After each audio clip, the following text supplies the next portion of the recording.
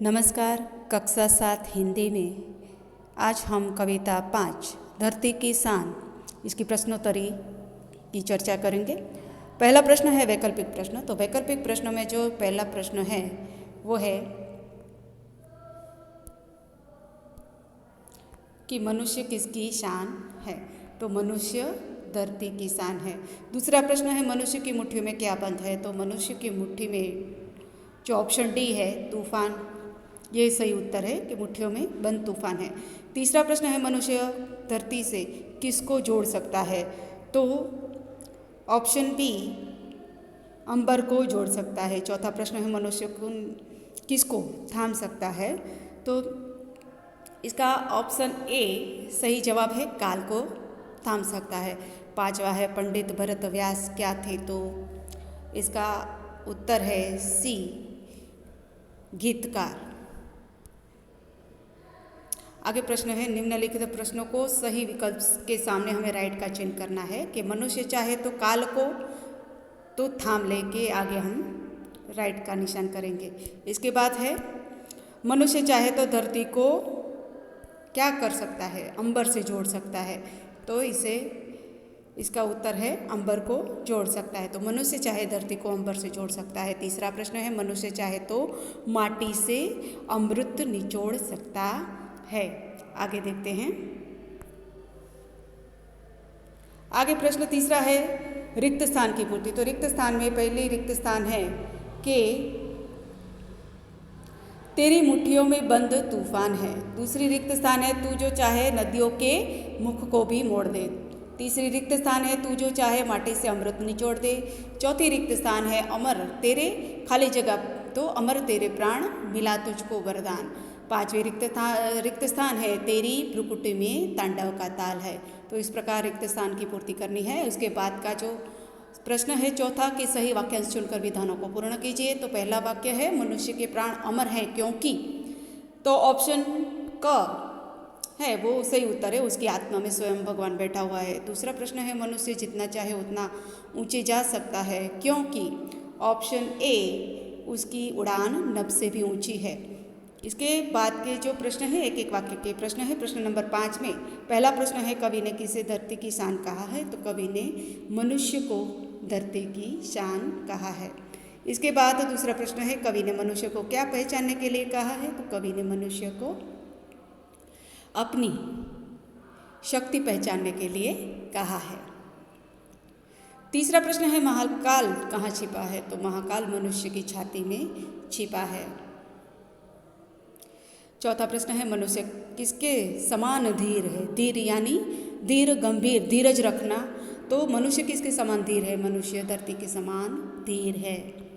प्रश्न है पांचवा कवि ने मनुष्य को किसके समान वीर कहा है। हाँ, धीर है वो धरती की तरह है और मनुष्य ने किसको वीर के समान बताया मनुष्य को। तो कवि ने मनुष्य को अग्नि के समान वीर बताया है। आगे प्रश्न है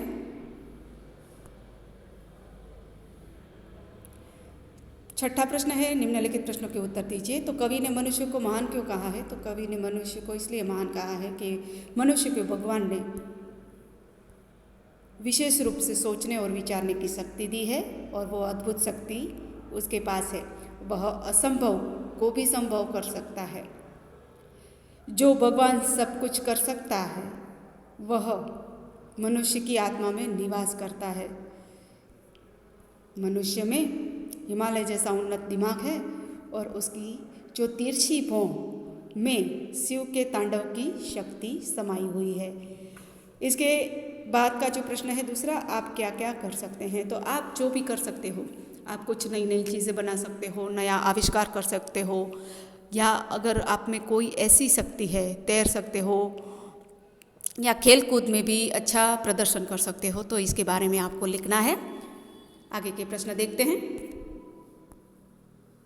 प्रश्न तीसरा है कि विविध क्षेत्र में मनुष्य ने क्या क्या शक्ति प्राप्त की है, यानी कि उसने क्या क्या प्रगति की है।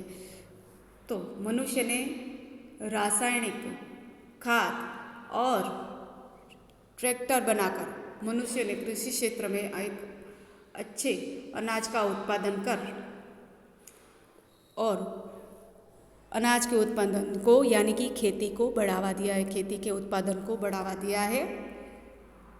गाय ने दूध को गांव से गाय के दूध को गांव से शहर तक पहुंचाया गया है और वो डेयरी के द्वारा गांव में जो दूध इकट्ठा करके डेयरी में देने जाते हैं, तो उसके द्वारा मशीनों द्वारा उसने औद्योगिक क्षेत्र में कपड़ा, प्लास्टिक, रबर आदि से तरह तरह उत्पादन किए हैं और भवन निर्माण किए हैं। भवन यानी कि ऊंची ऊंची बिल्डिंगों का निर्माण किया है और कई क्षेत्र में अनोखी सफलता प्राप्त की है। मोटर, बस, ट्रैक्टर, कार ऐसी बहुत सी चीज़ें बनाकर टेलीफोन, मोबाइल और ईमेल आदि के द्वारा संचार व्यवस्था में बदलाव लाया है। इसी प्रकार मनुष्य ने विविध क्षेत्र में बहुत सारी प्रगति की है। इसके आधार पर आप अन्य भी अपने विचार प्रकट कर सकते हो। अन्य जीव, उसके बाद का जो प्रश्न है चौथा, अन्य जीवों से मनुष्य महान कैसे है? तो मनुष्य के पास अन्य जीवों की अपेक्षा सोचने समझने की शक्ति विशेष रूप से है।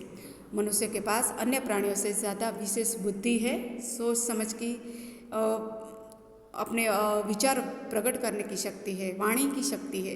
इसी बुद्धि के द्वारा उसने अनोखे आविष्कार किए हैं यानी कि नई नई खोजें कर ऐसे नई तकनीकी का उपयोग करके नए साधन बनाए हैं। तो मनुष्य को वाणी का वरदान दिया गया है। उसके पास भाषा की शक्ति है। इसके बल पर उसने कई ऐसे कार्य किए हैं और संस्कृति का विकास किया है। इसके बाद का जो प्रश्न है, मनुष्य क्या क्या कर सकता है? तो मनुष्य, पांचवा प्रश्न है, मनुष्य क्या क्या कर सकता है? मनुष्य पहाड़ को तोड़ सकता है। मनुष्य वह नदियों के मुख को यानी कि बहाव को भी मोड़ सकता है। वह मिट्टी से अमृत निचोड़ सकता है। वह धरती और आकाश को एक कर सकता है। यानी धरती और आकाश को एक करना यानी कि उसे हवाई जहाज़ के द्वारा, जमीन से हवाई जहाज़ आकाश में उड़ता है, तो इसी प्रकार आकाश और जमीन को जोड़ दिया है। इस प्रकार मनुष्य असंभव लगने वाले काम भी कर सकता है। इसलिए मनुष्य सब कुछ कर सकता है, मनुष्य में ऐसी शक्ति है। प्रश्न छठा है, मनुष्य युग का आह्वान कैसे कर सकता है? तो मनुष्य की वाणी में बहुत शक्ति है। वाणी के बल पर वह लोगों को प्रभावित कर सकता है। वह लोगों के विचार बदल सकता है। इस प्रकार अपनी वाणी के द्वारा और वाणी के प्रभाव से मनुष्य को वो प्रभावित कर सकता है और उससे मनुष्य के पूरे युग को बदलने की शक्ति मनुष्य में है। इस प्रकार अपनी वाणी के द्वारा वो मनुष्य पूरे युग का आह्वान कर सकता है। प्रश्न सातवां है, मनुष्य यदि हिम्मत से काम ले तो क्या हो सकता है? तो मनुष्य यदि हिम्मत से काम ले तो धरती पर पापों का जो बोझ बढ़ता है वो रोक सकता है, पाप को रोक सकता है। दुनिया में बढ़ने वाले जो पशुता है उसे कम कर सकता है। मनुष्य में जो पशुता आ गई है उसे भी कम कर सकता है। इस प्रकार मनुष्य यदि हिम्मत से काम ले तो बड़े बड़े कार्य भी कर सकता है।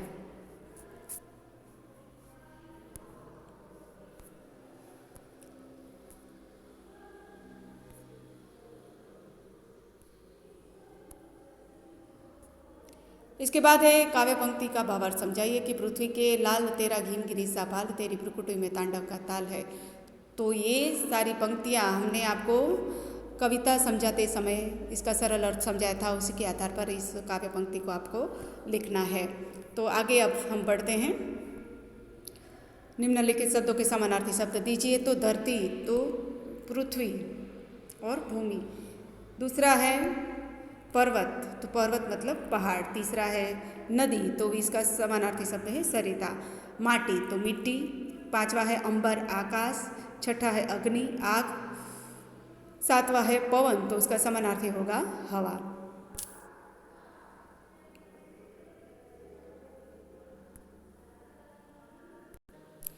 इसके बाद है शब्दों के अर्थ दीजिए। तो सब 9वां प्रश्न है, निम्नलिखित शब्दों के अर्थ लिखिए। रुष्ट पुष्ट यानी तगड़ा, और हट्टा कट्टा। दूसरा है संवाद, तो बातचीत करना। तीसरा है शीघ्र, शीघ्र का अर्थ है जल्दी, तुरंत। चौथा है जौहर यानी अपना बल दिखाना, पराक्रम, बल। आगे है अजनबी, तो अपरिचित, जिससे हमारी जान पहचान ना हो तो उसे अजनबी कहते हैं, अपरिचित है हमारे लिए। वेदांत यानी ब्रह्म विद्या का ज्ञानी होता है, उसे वेदांत कहते हैं। मुकद्दर यानी भाग्य। आठवां है शागिर्द यानी शिष्य। नौवां है वृत्ति, तो मनोदशा। 10वां है स्पष्ट यानी साफ साफ। उचित जोड़े मिलाइए 10वां प्रश्न है। तो और व विभाग में से हमें इसके सामने जो भी सही उत्तर है उसके आगे लगाने हैं। तो मैंने यहाँ पे नंबर लगा दिए हैं। पहला है मनुष्य की आत्मा, तो मनुष्य की आत्मा में स्वयं भगवान है, तो तीसरा नंबर है स्वयं भगवान है। दूसरा है अ विभाग में मनुष्य के नयनों में, तो ब विभाग में पांचवा है कि मनुष्य के नयनों में ज्वाल है। पांचवा नंबर ब विभाग में उसका उचित जोड़ा मिलेगा। तीसरा है मनुष्य की भ्रुकुटी में, तो ब विभाग में छठा क्रम है, तांडव का ताल है, ये सही उत्तर है। चौथा अ विभाग में है मनुष्य की वाणी में, तो मनुष्य की वाणी में ब विभाग में नंबर 1 है कि युग का आह्वान है। और पांचवा है मनुष्य की छाती में, तो ब विभाग में दूसरा नंबर है महाकाल है। इसके बाद है विलोम शब्द, तो विरोधार्थी शब्द। विरोधार्थी शब्द में पहला है, अब यहाँ पर हमें जो अर्थ देंगे यानी कि विलोम शब्द दूसरा होगा उसके आधार पर वाक्य बनाने हैं। कि यहाँ पर वो एग्जाम्पल दिए गए हैं कि धरती तो आकाश, पक्षी आकाश में उड़ रहे हैं। इसी प्रकार पहला नंबर है यहाँ पर अमृत, तो उसका विलोम शब्द होगा यानी कि विरोधार्थी होगा विष, तो विष भगवान शिव ने विष का प्याला समुद्र मंथन से उठाकर पी लिया। तो इस प्रकार विष का उपयोग करके वाक्य बनाना है आपको। दूसरा है वरदान, यानी उसका विलोम शब्द विरोधार्थी है अभिशाप, और अभिशाप के आधार पर आपको वाक्य बनाना है। तीसरा है ऊंचा, तो उसका विलोम है नीचा। चौथा है पाप, विलोम शब्द पुण्य। जीवन, विलोम शब्द मृत्यु, और मृत्यु, पुण्य, नीचा, अभिशाप और विष के आधार पर वाक्य बनाने हैं। आगे हैं शब्दकोश के क्रम में इसे लगाना है। इन सारे शब्दों को शब्दकोश के क्रम में लगाकर उसका अर्थ भी लिखना है। तो हम पहले शब्दकोश के क्रम में स्वर लेंगे, स्वर वाले शब्द आएंगे, उसके बाद व्यंजन वाले शब्द। इसके लिए यहाँ पर अ से शुरू होने वाला, आ से शुरू होने वाला शब्द है आईना, तो आईना मतलब दर्पण। दूसरा है क और क्ष से मिलता हुआ, स से मिलता हुआ जो शब्द आता है शब्दकोश के क्रम में वो क्ष होता है, इसलिए क्षति, तो क्षति यानी हानि। इसके बाद झंकार, तो झंकार यानी वीणा की झंकार होती है, कोई भी वाद्य होता है उसकी झंकार होती है। पैरों में पायल पहनते हैं उसकी भी झंकार होती है। तो किसी भी वीणा की आवाज़, पायल की आवाज़, उसे झंकार कहते हैं। तूफान तो आंधी। नयन नेत्र। वरदान कृपा। शीश मस्तक और माथा, तो मस्तक और माथा सिर नहीं आएगा। शीश का मतलब होता है मस्तक, मस्तक झुकाना, शीश झुकाना, माथा टेकना, इसलिए शीश का मतलब सिर्फ और सिर्फ मस्तक और माथा ही होगा। तो यहाँ पर हमारे जो कविता 5 धरती की शान कविता के प्रश्नोत्तरी पूर्ण होती है। और ये प्रश्नोत्तरी आपको, आपके पास अगर स्वाध्याय पोथी है तो स्वाध्याय पोथी में पूर्ण करेंगे, अगर न स्वाध्याय पोथी नहीं है तो आप इसे नोटबुक में पूर्ण करेंगे। तो चलो बच्चों, बाय।